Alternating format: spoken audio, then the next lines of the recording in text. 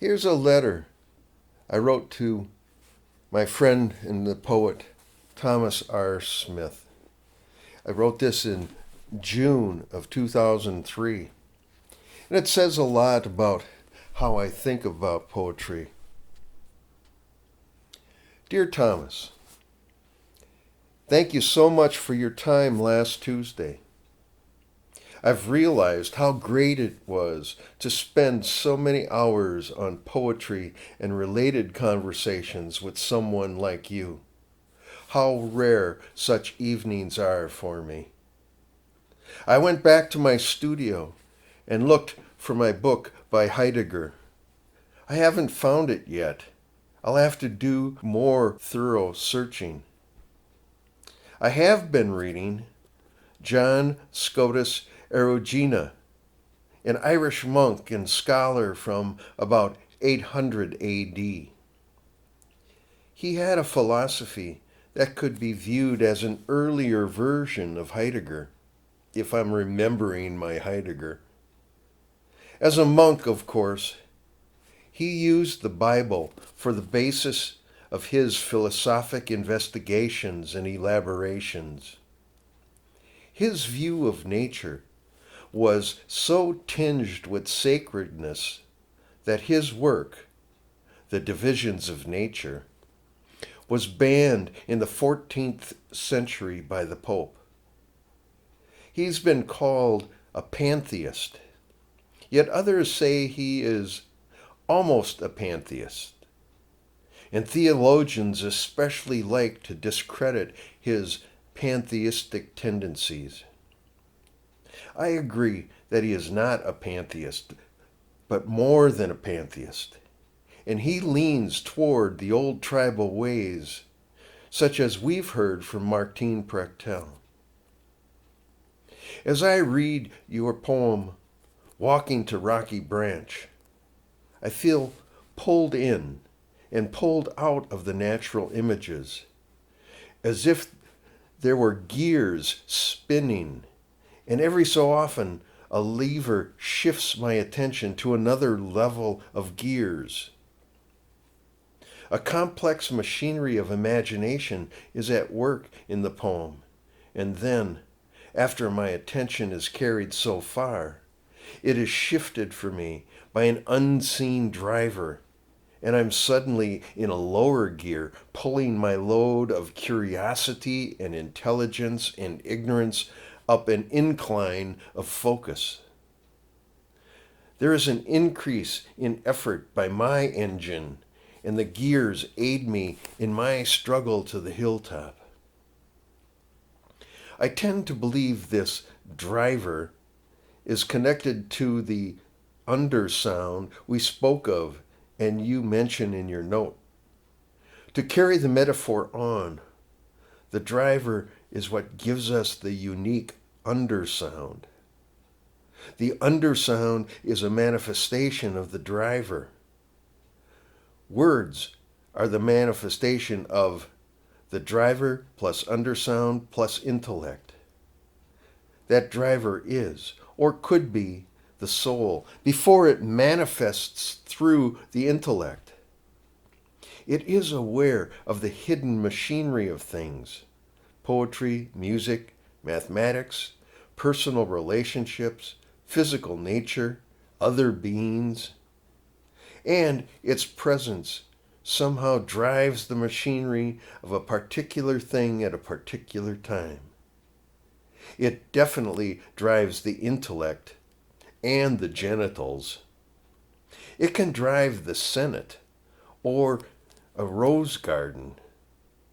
It also drives away the machinery for its own reasons, which our intellects can only imagine.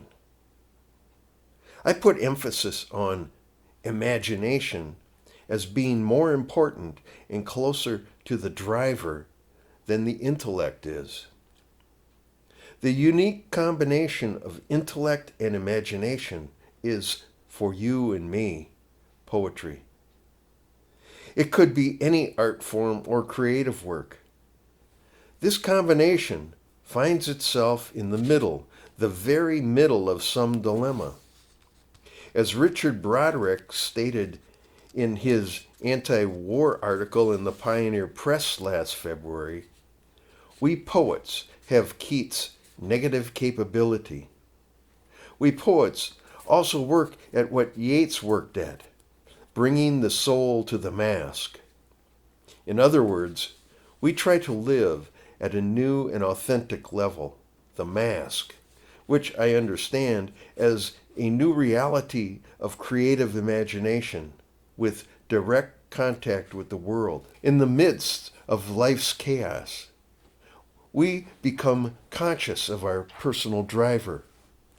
The mask becomes the immediate manifestation of the soul in this world, without unconscious habits or pretenses getting in the way of our existence.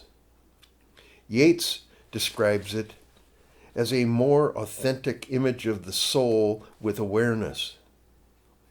As Juan Ramon Jimenez wrote, it is the aristocrat inside us, which becomes ennobled after burning through living with all the other chaotic drivers and machineries of the universe as they spin, decay, birth, and bloom.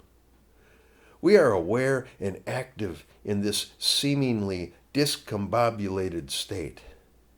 Wow, I'm moving into areas that demand expansion of my thoughts and musings as I condense my image of the individual and his relationship with the universe, as I try to connect our conversation and these topics into a more coherent scheme. I don't want to go too far down this galactic path today, but I guess I wanted to give this erogenic, Neoplatonic, Heideggerian, Praxiteles, Sufic, poetic musing some psychic space and some paper space.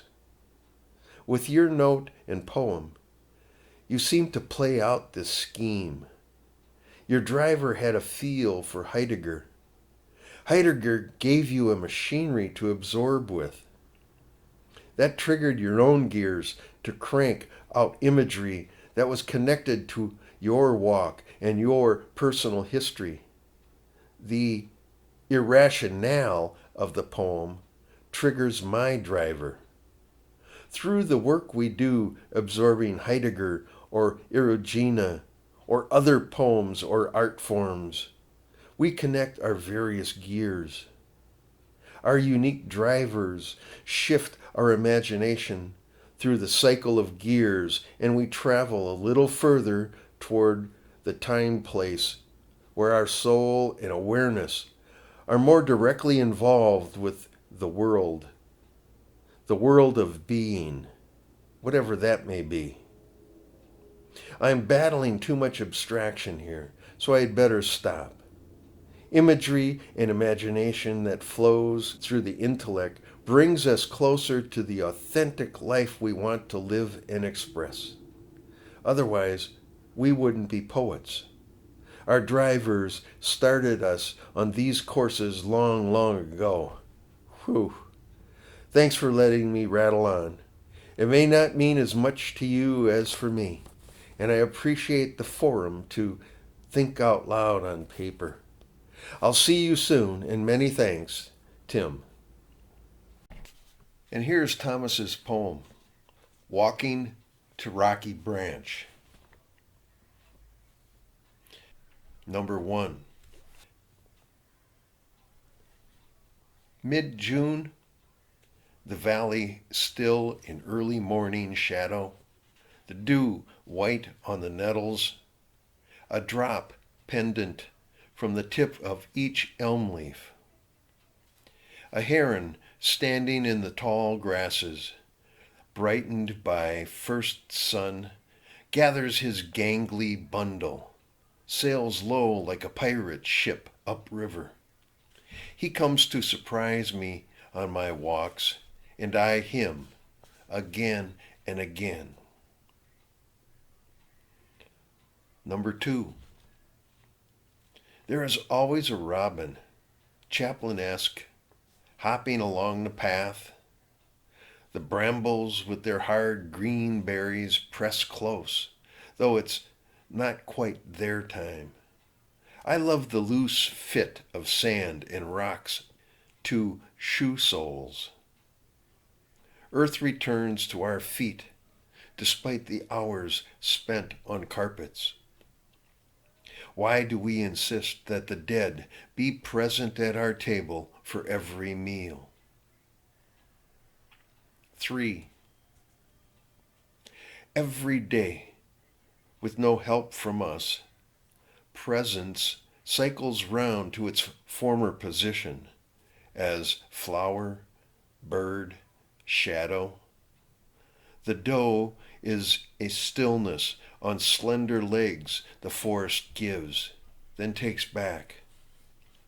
A woodchuck hurls its furry shot into our memory. We can often hear, without seeing, something stir just off trail. The oriole's flame sings from branch to branch.